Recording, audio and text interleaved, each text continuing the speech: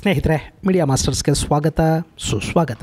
ಗೆಳೆಯರೆ, ಪುಲ್ವಾಮಾದಲ್ಲಿ ಭಾರತೀಯ ಸೈನಿಕರಿದ್ದ ವಾಹನದ ಮೇಲೆ ಉಗ್ರರು ನಡೆಸಿದ ದಾಳಿ ನಿಮಗೆ ನೆನಪಿದೆ ಅಲ್ವಾ? ಅವತ್ತು ಭಾರತೀಯರ ಕಣ್ಣಲ್ಲಿ ನೀರಿತ್ತು, ಮನಸ್ಸಲ್ಲಿ ದುಃಖ ಅನ್ನೋದು ಮಡುವುಗಟ್ಟಿತ್ತು, ಇಡೀ ದೇಶ ಆಕ್ರೋಶಭರಿತವಾಗಿತ್ತು. ಯಥಾ ಪ್ರಕಾರ ಆ ದಾಳಿಯ ಹಿಂದೆ ಪಾಕ್ ಮೂಲದ ಭಯೋತ್ಪಾದಕರಿದ್ದಾರೆ ಅನ್ನೋದು ಗೊತ್ತಾಯಿತು.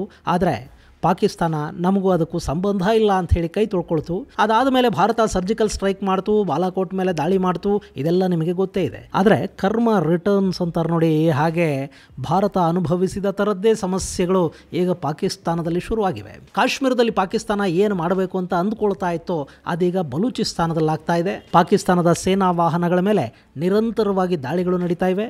ಕಳೆದ ವರ್ಷ ಅಂದರೆ 2024ರಲ್ಲಿ ಬಲೂಚಿಸ್ತಾನದಲ್ಲಿ ನಡು ರಸ್ತೆಯಲ್ಲಿ ವಾಹನಗಳಿಂದ ಪಾಕಿ ಸೈನಿಕರನ್ನು ಕೆಳಗಿಳಿಸಿ ಅವರ ಐಡೆಂಟಿಟಿ ಕಾರ್ಡ್ಗಳನ್ನು ಚೆಕ್ ಮಾಡಿ ಸಾಲಾಗಿ ನಿಲ್ಲಿಸಿ ಗುಂಡಿಟ್ಟು ಕೊಲ್ಲೋ ಕೆಲಸವನ್ನು ಬಲೂಚ್ ಲಿಬರೇಷನ್ ಆರ್ಮಿ ಮಾಡ್ತು. ಪಾಕಿ ಸೈನಿಕರು ಬರ್ತಿದ್ದಾರೆ ಅನ್ನೋ ಕಾರಣಕ್ಕೇ ರೈಲ್ವೆ ಸ್ಟೇಷನ್ಗೆ ಬಾಂಬ್ ಬಿಡಲಾಯಿತು.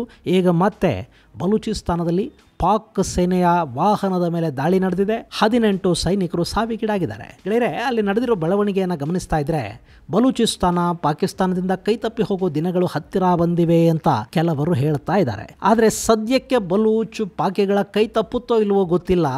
ಪಾಕಿಸ್ತಾನ ಮಾತ್ರ ಚೈನಾದ ಕೈ ತಪ್ಪುವ ಮತ್ತು ಚೈನಾ ಹಾಗೂ ಅಮೆರಿಕ ನಡುವಿನ ಶೀತಲ ಸಮರಕ್ಕೆ ಪಾಕಿಸ್ತಾನ ವೇದಿಕೆಯಾಗುವ ಎಲ್ಲ ಲಕ್ಷಣಗಳಂತೂ ಕಾಣ್ತಾ ಇವೆ. ಹಾಗಾದರೆ ಏನಾಗ್ತಾ ಇದೆ ಅಲ್ಲಿ? ಬನ್ನಿ ನೋಡೋಣ.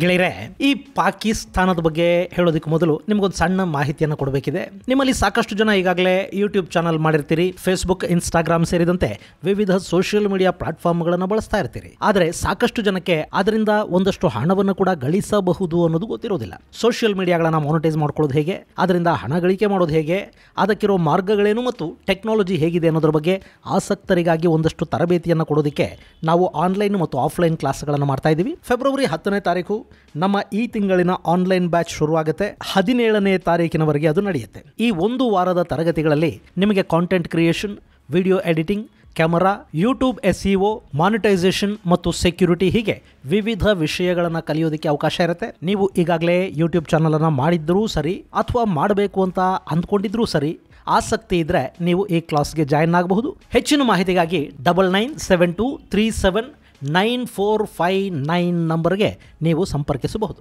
ಈಗ ವಿಷಯಕ್ಕೆ ಬಂದುಬಿಡೋಣ.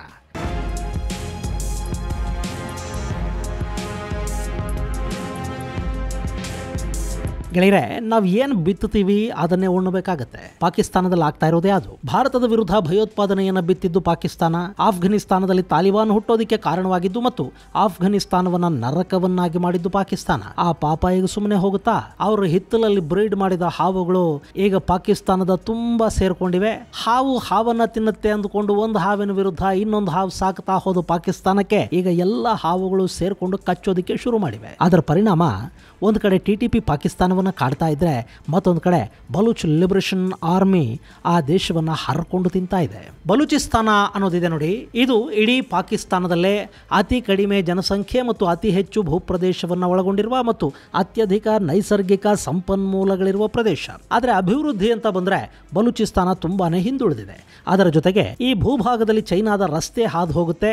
ಗ್ವಾದಾರ್ ಬಂದರು ಚೈನಾದ ಹಿಡಿತದಲ್ಲಿದೆ. ಇಲ್ಲಿ ನಮ್ಮ ಸಂಪನ್ಮೂಲಗಳನ್ನು ಚೈನಾ ಕೊಳ್ಳೆ ಹೊಡಿತಾ ಇದೆ. ಅದು ಕೊಡುವ ಭಿಕ್ಷೆಯಲ್ಲಿ ಪಾಕಿಸ್ತಾನ ಬದುಕ್ತಾ ಇದೆ. ನಾವು ಇವರಿಬ್ಬರ ಮಧ್ಯೆ ನಷ್ಟಕ್ಕೀಡಾಗ್ತಾ ಇದ್ದೀವಿ ಅನ್ನೋದು ಬಲೂಚಿಗರ ಮನಸ್ಸಿನ ಭಾವನೆ. ಇನ್ನು ಬಲೂಚಿಸ್ತಾನವನ್ನು ಪಾಕಿಸ್ತಾನ ತನ್ನಲ್ಲಿ ವಿಲೀನ ಮಾಡಿಕೊಂಡಿದ್ದೆ ವಂಚನೆಯ ಮೂಲಕ ಅನ್ನೋ ಸಿಟ್ಟು ಕೂಡ ಅಲ್ಲಿನ ಜನರಲ್ಲಿದೆ. ಹೀಗಾಗಿ ಬಲೂಚಿಸ್ತಾನದ ಸ್ವಾತಂತ್ರ್ಯಕ್ಕೆ ದೊಡ್ಡ ಮಟ್ಟದ ಹೋರಾಟ ಕೂಡ ಅಲ್ಲಿ ನಡೀತಾ ಇದೆ. ಈ ಹಿಂದೆ ಪಾಕಿಸ್ತಾನ ಅಮೆರಿಕದ ತೊಡೆ ಮೇಲೆ ಕೂತು ಆಫ್ಘನಿಸ್ತಾನದಲ್ಲಿ ರಷ್ಯಾದ ವಿರುದ್ಧ ಕೆಲಸ ಮಾಡ್ತಾ ಇತ್ತಲ್ಲ, ಆಗ ರಷ್ಯಾ ಬಲೂಚಿಸ್ತಾನದ ಪ್ರತ್ಯೇಕತಾವಾದಿಗಳಿಗೆ ಬೆಂಬಲವಾಗಿ ನಿಂತುಕೊಂಡಿತ್ತು. ಅವರಿಗೆ ಬೇಕಾದ ಹಣ, ಆಯುಧಗಳನ್ನು ಸರಬರಾಜು ಮಾಡ್ತಾ ಇತ್ತು. ಆದರೆ 90ರ ದಶಕದ ಆರಂಭದಲ್ಲಿ ಸೋವಿಯತ್ ಒಡೆದು ಹೋದ ನಂತರ ಬಲೂಚಿಗರಿಗೆ ಸಿಗ್ತಾ ಇದ್ದ ಬೆಂಬಲ ಕಡಿಮೆ ಆಯಿತು.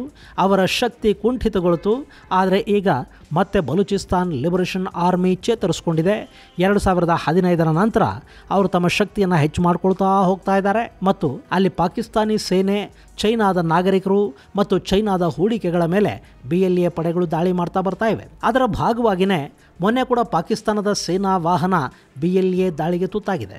ಮೊನ್ನೆ ಫೆಬ್ರವರಿ 1ನೇ ತಾರೀಕು ಕಲಾತ್ ಪ್ರದೇಶದಲ್ಲಿ ರಸ್ತೆಯನ್ನು ಬ್ಲಾಕ್ ಮಾಡಲಾಗಿದೆ ಅನ್ನೋ ಸುದ್ದಿ ಬಂತು. ಕಲಾತ್ ಅಂದರೆ ನೀವಿಲ್ಲಿ ಮ್ಯಾಪಲ್ಲಿ ನೋಡ್ತಾ ಇದ್ದೀರಲ್ಲ, ಇದು ಕಲಾತ್ ವಂಶನೇ ಒಂದು ಕಾಲಕ್ಕೆ ಇಡೀ ಬಲೂಚಿಸ್ತಾನವನ್ನು ಆಳ್ತಾ ಇದ್ದದ್ದು. ಇನ್ನು ಇವತ್ತು ಕೂಡ ಬಲೂಚ್ ಸ್ವಾತಂತ್ರ್ಯಕ್ಕೆ ನಡೀತಿರೋ ಹೋರಾಟದ ಮೂಲ ಬೇರುಗಳು ಕಲಾತ್ನಿಂದಲೇ ಹೊರಟಿವೆ. ಇದು ಗುಡ್ಡಗಾಡು ಪ್ರದೇಶ ಕೂಡ. ಇನ್ನು ಈ ಕಲಾತ್ನ ವಿಶೇಷ ಏನು ಅಂದ್ರೆ, ಇವತ್ತು ಪಾಕಿಸ್ತಾನದಿಂದ ಕರಾಚಿಯ ಬಂದರಿಗಾಗ್ಲಿ ಅಥವಾ ಚೈನಾ ನಿರ್ಮಾಣ ಮಾಡಿರುವ ಗ್ವದಾರ್ ಬಂದರಿಗಾಗಲಿ ಹೋಗಬೇಕು ಅಂದರೆ ಕಲಾತ್ ಮೂಲಕವೇ ಹೋಗಬೇಕು. ಕಲಾತ್ ಅನ್ನೋದು ಈ ಭಾಗದ ಜಂಕ್ಷನ್ ಕೂಡ. ಇಂಥ ಕಲಾತಲ್ಲಿ ರೋಡ್ ಬ್ಲಾಕ್ ಆದರೆ ಪಾಕಿಸ್ತಾನ ಅರಬ್ಬಿ ಸಮುದ್ರಕ್ಕೆ ಸಂಪರ್ಕವನ್ನು ಕಳ್ಕೊಂಡು ಬಿಡುತ್ತೆ. ಹೀಗಾಗಿ ಈ ವಿಷಯ ಗೊತ್ತಾದ ಕೂಡಲೇ ಪಾಕಿಸ್ತಾನ ಸೈನಿಕರನ್ನ ಅಲ್ಲಿಗೆ ಕಳುಹಿಸಿಕೊಡ್ತು. ಫ್ರಾಂಟಿಯರ್ ಕೋರ್ ಪ್ಯಾರಾಮಿಲಿಟರಿ ಪಡೆಯ ಸೈನಿಕರನ್ನ ಹೊತ್ತ ವಾಹನಗಳು ಕಲಾತ್ ರಸ್ತೆಯಲ್ಲಿ ಬರ್ತಿರುವಾಗಲೇ ಆ ವಾಹನಗಳನ್ನು ಸುತ್ತುವರೆದ BLA ಪಡೆ ಒಂದೇ ಸಮಕ್ಕೆ ಸೈನಿಕರಿದ್ದ ವಾಹನದ ಮೇಲೆ ಗುಂಡು ಹಾರಿಸೋದಕ್ಕೆ ಶುರು ಮಾಡಿತು. ಅಲ್ಲಿ 18 ಮಂದಿ ಸಾವಿಗೀಡಾಗಿದ್ದಾರೆ. ಈಗಲೂ ಅಲ್ಲಿ ಗನ್ ಫೈಟ್ ಮುಂದುವರಿತಾ ಇದೆ. ನಾವು ಕಾರ್ಯಾಚರಣೆಯನ್ನ ಮಾಡ್ತಾ ಇದ್ದೀವಿ.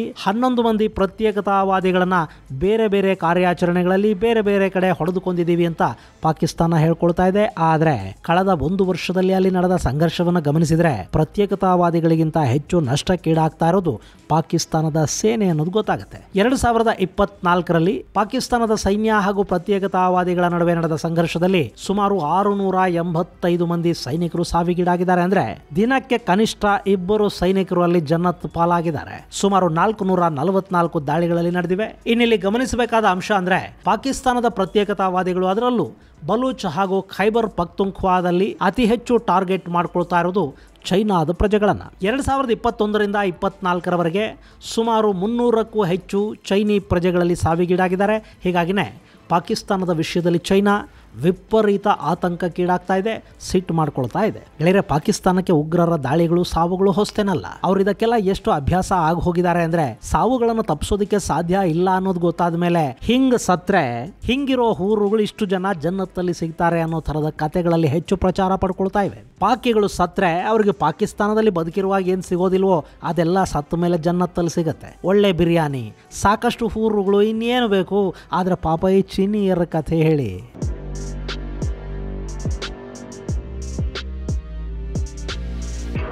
ಇನ್ನು ಚೈನಾ ತನ್ನ ಬೆಲ್ಟ್ ಅಂಡ್ ರೋಡ್ ಇನಿಷಿಯೇಟಿವ್ ಯೋಜನೆಗೆ ಪಾಕಿಸ್ತಾನ ರಕ್ಷಣೆಯನ್ನು ಕೊಡ್ತಾ ಇಲ್ಲ ಅನ್ನೋ ಕಾರಣವನ್ನು ಮುಂದಿಟ್ಟುಕೊಂಡು ಪಾಕಿಸ್ತಾನಕ್ಕೆ ತನ್ನ ಸೇನೆಯನ್ನು ಕಳುಹಿಸಿ ತನ್ನ ಜನಕ್ಕೆ, ತನ್ನ ಆಸ್ತಿಪಾಸ್ತಿಗಳಿಗೆ ತನ್ನದೇ ಸೇನಾ ಪಡೆಗಳ ಮೂಲಕ ಭದ್ರತೆಯನ್ನು ಕೊಡಿಸಬೇಕು ಅಂತ ಬಯಸ್ತಾ ಇದೆ. ಈ ಐಡಿಯಾನ ಅಲ್ಲಿನ ಥಿಂಕ್ ಟ್ಯಾಂಕ್ ಚೈನಾ ಸರ್ಕಾರಕ್ಕೆ ಕೊಟ್ಟಿದೆ. ಪಾಕಿಸ್ತಾನದ ಸರ್ಕಾರದ ಮೇಲೆ ಒತ್ತಡ ತರಬೇಕು. ಅಲ್ಲಿ 2 ದೇಶಗಳ ನಡುವೆ ಉಗ್ರರಿಗೆ ಸಂಬಂಧಪಟ್ಟ ಹಾಗೆ ಇಂಟೆಲಿಜೆನ್ಸ್ ಸಂಗ್ರಹ ಮತ್ತು ಹಂಚಿಕೆ ಆಗಬೇಕು. ಹಾಗೂ ಚೈನಾ ತನ್ನಲ್ಲಿನ ಭದ್ರತಾ ಪಡೆಗಳನ್ನು ಪಾಕಿಸ್ತಾನಕ್ಕೆ ಕಳುಹಿಸಿಕೊಡಬೇಕು ಅಂತ ಚೈನಾದ ಥಿಂಕ್ ಟ್ಯಾಂಕ್ ಸಲಹೆ ಕೊಡ್ತಾ ಇದೆ. ಇಲ್ಲಿ ನೇರವಾಗಿ ಸೈನಿಕರನ್ನು ಕಳುಹಿಸೋದಕ್ಕೆ ಪಾಕಿಸ್ತಾನ ಒಪ್ಪೋದಿಲ್ಲ. ಹೀಗಾಗಿ ಖಾಸಗಿ ಭದ್ರತಾ ಪಡೆಯನ್ನು ಕಳುಹಿಸಬೇಕು ಅನ್ನೋದು ಒಂದು ಐಡಿಯಾ. ಆದರೆ ಚೈನಾದಲ್ಲಿ ಯಾವ ಖಾಸಗಿ ಭದ್ರತಾ ಪಡೆ ಇದೆ? ಅಲ್ಲಿರೋದೆಲ್ಲ ಸರ್ಕಾರನೇ. ಹೀಗಾಗಿ ಅಲ್ಲಿ ಸೇನೆ ಅಲ್ಲದ, ಪೊಲೀಸ್ ಅಲ್ಲದ ಬೇರೆ ರೀತಿಯ ಯೂನಿಫಾರ್ಮ್ ತೊಟ್ಟ ಪಡೆಯೊಂದನ್ನು ಚೈನಾ ಪಾಕಿಸ್ತಾನಕ್ಕೆ ಕಳುಹಿಸಿಕೊಡಬೇಕು ಅಂತ ಯೋಚಿಸ್ತಾ ಇದೆ. ಈ ವಿಷಯ ಗೊತ್ತಾದ ಮೇಲೆನೆ ಅಲ್ಲಿ ಪಾಕಿ ಸೈನಿಕರ ವಾಹನಗಳನ್ನು ಗುರಿಯಾಗಿಸಿಕೊಂಡು, ಚೈನೀ ಆಸ್ತಿಪಾಸ್ತಿಗಳನ್ನು ಗುರಿಯಾಗಿಸಿಕೊಂಡು ರಸ್ತೆಗಳನ್ನು ಬಂದ್ ಮಾಡ್ತಾ ಚೈನಾದ ಗ್ವದಾರ್ ಬಂದರು ಪಾಕಿಸ್ತಾನದ ಜೊತೆ ಸಂಪರ್ಕವನ್ನೇ ಪಡೆಯದ ಹಾಗೆ ತಡೆಯೋದಕ್ಕೆ BLA ಫ್ರೆಶ್ ದಾಳಿಗಳನ್ನು ಮಾಡ್ತಾ ಇದೆ. ಇಲ್ಲಿ ಏನಾಗ್ತಾ ಇದೆ ಅಂದ್ರೆ, ಪಾಕಿಸ್ತಾನದ ಸೇನೆಗೆ ಚೈನಾದ ನಾಗರಿಕರು ಹಾಗೂ ಆಸ್ತಿಪಾಸ್ತಿಗಳಿಗೆ ರಕ್ಷಣೆ ಕೊಡೋದಕ್ಕೆ ಸಾಧ್ಯ ಆಗ್ತಾ ಇಲ್ಲ ಅನ್ನೋ ನೆಪವನ್ನು ಒಡ್ಡಿ ತನ್ನ ಪಡೆಗಳನ್ನು ಅಲ್ಲಿ ಕಳುಹಿಸಬೇಕು ಅನ್ನೋದು ಚೈನಾದ ಇರಾದೆ. ಆದರೆ ಹಾಗೇನಾದರೂ ಚೈನಾದ ಸೇನೆಯನ್ನು ಕರೆಸ್ಕೊಂಡು ಬಿಟ್ರೆ ಪಾಕಿಸ್ತಾನದಲ್ಲಿರೋ ಸರ್ಕಾರದ ಮರ್ಯಾದೆ ಮೂರಾಬಟ್ಟೆ ಆಗಿ ಹೋಗುತ್ತೆ. ಅಲ್ಲಿನ ಸೇನೆಗೆ ಕೈಲಾಗ್ತಿಲ್ಲ ಅನ್ನೋದನ್ನ ಜಗಜ್ಜಾಹೀರು ಮಾಡಿದ ಹಾಗಾಗುತ್ತೆ. ಜೊತೆಗೆ ಜನ ಕೂಡ ಸರ್ಕಾರದ ಅಸಾಮರ್ಥ್ಯವನ್ನ ಅಪಾರ್ಥ ಮಾಡಿಕೊಳ್ಳೋ ಸಾಧ್ಯತೆ ಇರುತ್ತೆ. ಇನ್ನು ಇದನ್ನ ಇಮ್ರಾನ್ ಪಕ್ಷ ಸರ್ಕಾರದ ವಿರುದ್ಧ ದೊಡ್ಡ ಅಸ್ತ್ರವನ್ನಾಗಿ ಬಳಕೆ ಮಾಡಿಕೊಳ್ತಾ ಹೋಗುತ್ತೆ. ಹೀಗಾಗಿ ಪಾಕ್ ಸರ್ಕಾರ ಚೈನಾದ ಪಡೆಗಳಿಗೆ ಅನುಮತಿಯನ್ನ ಕೊಡೋದಕ್ಕೆ ಹೆದರ್ತಾ ಇದೆ. ಹಾಗೆ ಅಕಸ್ಮಾತ್ ಚೈನಾ ಪಡೆಗಳು ಪಾಕಿಸ್ತಾನಕ್ಕೆ ಬಂದರೆ ಅಮೆರಿಕ ಅದನ್ನು ಯಾವುದೇ ಕಾರಣಕ್ಕೂ ಸಹಿಸೋದಿಲ್ಲ. ಈಗಾಗಲೇ ಗ್ವದಾರ್ ಬಂದರು ಚೈನಾದ ಕೈ ಸೇರಿ ಚೈನಾ ಪಾಕಿಸ್ತಾನದಲ್ಲಿ ಪ್ರಭಾವವನ್ನು ಬೆಳೆಸ್ಕೊಳ್ತಾ ಇರೋದನ್ನ ಅಮೆರಿಕ ಸಹಿಸ್ತಾ ಇಲ್ಲ. ಮೊನ್ನೆ ಅಮೆರಿಕದ ರಾಜತಾಂತ್ರಿಕ ಅಧಿಕಾರಿಗಳು ಗ್ವದಾರ್ಗೆ ಭೇಟಿ ಕೊಟ್ಟು ಹೋಗಿದ್ದಾರೆ. ಹೀಗಿರುವಾಗ ಅಲ್ಲಿ ಚೈನಾದ ಪ್ರಭಾವ ತುಂಬಾ ಹೆಚ್ಚಾಗದ ಹಾಗೆ ಅಮೆರಿಕ ಕೂಡ ನೋಡ್ಕೊಳ್ತಾ ಇದೆ. ಇನ್ನು ಭಾರತ ಕೂಡ ಪಾಕಿಸ್ತಾನದಲ್ಲಿ ಚೈನಾ ಸೇನೆ ಬಂದು ಕೂತ್ಕೊಳ್ಳೋದನ್ನ ಇಷ್ಟಪಡೋದಿಲ್ಲ. ಹೀಗಾಗಿ ಅಲ್ಲಿ ಚೈನಾ ಬರೋದೇ ಗ್ಯಾರಂಟಿ ಅನ್ನೋದಾದ್ರೆ ಅಮೆರಿಕ ಬಲೂಚಿಸ್ತಾನದ ಹೋರಾಟ ಅನ್ನೋ ಬೆಂಕಿಗೆ ಇನ್ನಷ್ಟು ಪೆಟ್ರೋಲ್ ಸುರಿಯುತ್ತೆ. ಹಾಗೇನಾದ್ರೂ ಆದ್ರೆ ಅಮೆರಿಕ ಹಾಗೂ ಚೈನಾ ನಡುವಿನ ಶೀತಲ ಯುದ್ಧಕ್ಕೆ ಪಾಕಿಸ್ತಾನ ನೆಲೆ ಒದಗಿಸಿದಂತಾಗತ್ತೆ ಮತ್ತು ಈ ಶತಮಾನದ ಅಫ್ಘಾನಿಸ್ತಾನ ಅನ್ನೋ ಕುಖ್ಯಾತಿಯನ್ನ ಪಾಕಿಸ್ತಾನ ಹೊರಬೇಕಾಗತ್ತೆ.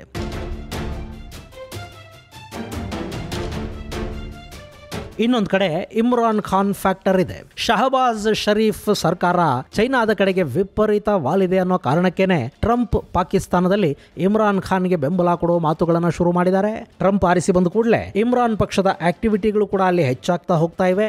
ಅಲ್ಲಿ ಅಧಿಕಾರ ಪಲ್ಲಟಗೊಂಡು ಮತ್ತೆ ಇಮ್ರಾನ್ ಖಾನ್ ಪ್ರಧಾನಿ ಆದರೆ ಅಮೆರಿಕದ ಆಟ ಪಾಕಿಸ್ತಾನದಲ್ಲಿ ಶುರುವಾಗಿ ಹೋಗುತ್ತೆ. ಈ ಬಾರಿ ಅವರು ಒಂದು ಪಾಕಿಸ್ತಾನದಲ್ಲಿ ಅಧಿಕಾರ ಪಲ್ಲಟದ ಮೂಲಕ ಚೈನಾನ ದೂರ ಇಡಬೇಕು ಅಂದ್ಕೋತಾರೆ, ಅಥವಾ ಬಲೂಚಿಸ್ತಾನದ ಬೆಂಕಿಗೆ ಇನ್ನಷ್ಟು ತುಪ್ಪ ಸುರಿತಾರೆ. ಅಲ್ಲಿನ ಪಡೆಗಳು ಮುಂದೆ ಕೂಡ ಚೈನಾನ ಟಾರ್ಗೆಟ್ ಮಾಡ್ಕೊಳ್ತಾನೆ ಇರೋ ಹಾಗೆ ನೋಡ್ಕೋತಾರೆ. ಈ ಎರಡರಲ್ಲಿ ಏನೇ ಆದರೂ ನಷ್ಟಕ್ಕೀಡಾಗೋದು ಪಾಕಿಸ್ತಾನಕ್ಕಿಂತ ಹೆಚ್ಚಾಗಿ ಚೈನಾ.